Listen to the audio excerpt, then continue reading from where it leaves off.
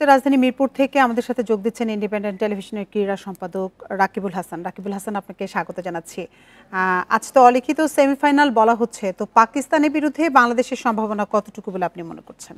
দেখেন, সত্যিকার অর্থে বাংলাদেশ গত কিছুদিন যে ক্রিকেট খেলছে তাতে সম্ভাবনা যথেষ্টই বলা যায়। কারণ বাংলাদেশ কয়েকটা ব্যাক টু ব্যাক সিরিজ জিতে এশিয়া কাপ খেলতে গেছে এবং তার মধ্যে কিন্তু পাকিস্তানও ছিল, পাকিস্তানের বিপক্ষে সিরিজ জেতা। ফলে সেই বিবেচনায় যদি আপনি ধরেন তাহলে কিন্তু এই ম্যাচটায় বাংলাদেশকেই আপনার ফেভারিট বলতে হবে। তার বাইরে যেটা মানে আরো একটা যৌক্তিক কারণ হচ্ছে পাকিস্তানও কিন্তু খুব ভালো শেপে নেই। সেখানে দুদল আজকে এমন একটা অবস্থানে দাঁড়িয়ে যে দুদলই শ্রীলঙ্কাকে হারিয়েছে এবং আজকে যে জিতবে সেই ফাইনালে ভারতের বিপক্ষে মুখোমুখি হবে, এরকমই একটা অবস্থা। পরের ম্যাচটা আনুষ্ঠানিকতা হয়ে যাবে ভারত এবং শ্রীলঙ্কার, হয়ে গেছে ইনফ্যাক্ট এখন পর্যন্ত।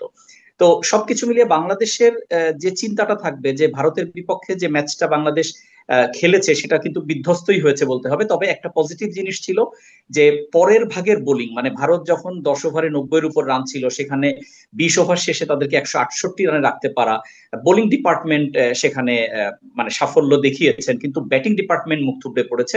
দুজন ব্যাটার মাত্র রান করেছেন, একা সাইফ হাসান 69 রান করেছেন, কিন্তু তিনিও কিন্তু অনেকগুলো লাইফ পেয়েছেন, 3-4টা। তার বাইরে পারভেজ ইমন, এই দুজন ছাড়া আর কেউ রান করেননি।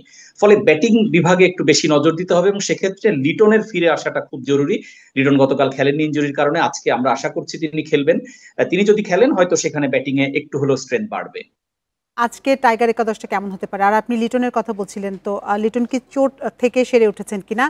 আর আজকে স্পিনার নাকি পেসার, কাদের সুযোগ বেশি হতে পারে? দেখেন, সত্যি কথা বলতে ভারতের বিপক্ষে যে একাদশটা বাংলাদেশ খেলিয়েছে সেখানে আজকে বেশ কয়েকটা পরিবর্তন হবে, আমাদের রিপোর্টেও সেটা ছিল। তাসকিন অবশ্যই অবশ্যই ফিরবেন, তার পাশাপাশি আজ হয়তো স্পিনার একটু কমিয়ে খেলতে পারে বাংলাদেশ, পেস বোলিং এ নজর, যেহেতু তাসকিন ঢুকবেন। আর লিটন যদি খেলেন সেখানে বাদ পড়বেন কে বা একাদশ থেকে ছিটকে যাবেন কি, এটা একটা $1,000,000 প্রশ্ন হয়ে দাঁড়িয়েছে। কারণ গতকালই জাকের আলী অধিনায়কত্ব করেছেন, অথচ আজকে তিনি বাদও পড়তে পারেন। একই সঙ্গে যদি তাওহিদ হৃদয়ের কথা বলেন, তিনি একটা ম্যাচে রান করেছেন কিন্তু অন অ্যান্ড অফ কিন্তু তিনি রান করছেন না। আবার পারভেজ ইমনকে এর আগে খেলানো হয়নি, গতকাল তিনি রান করেছেন। এবং সত্যিকার অর্থে যদি টি-20 মুডের কথা বলেন, ওপেনিং এ তানজিদ তামিম এবং তার পাশাপাশি সাইফ হাসান এবং পারভেজ ইমন, তাদেরকে কিন্তু খেলানোটা খুব যৌক্তিক। তবে এখানে আরেকটা বড় ব্যাপার হচ্ছে তানজিদ আবার ফর্মে নেই ওপেনিং এ, তিনি রেগুলারলি রান করার আগেই, সেট হওয়ার আগে আউট হয়ে যাচ্ছেন। ফলে ইলেভেনটা নিয়ে সবারই একটু নজর থাকবে যে বাংলাদেশ কিভাবে চিন্তা করে। তবে আজকের খেলাটা যেটা হবে আমি মনে করি যে এটা ব্যাটারদেরই মূল পরীক্ষা, বোলাররা এখানে সাপোর্টিং রোল প্লে করবেন।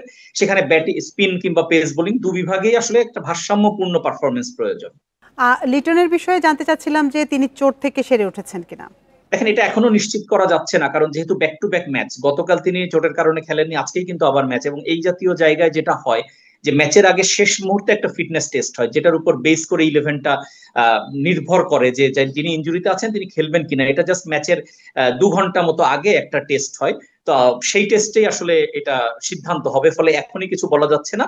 তবে যেহেতু তিনি গতকাল বিশ্রাম নিয়েছেন, আশা করা যায় যে আজকে যেহেতু একটা ডু অর ডাই ম্যাচ, এখানে অধিনায়ককে আমরা পাবো, বাংলাদেশ ফিরে পাবে। রাকিবুল হাসান, আপনাকে অসংখ্য ধন্যবাদ আমাদের সাথে যোগ দেওয়ার জন্য।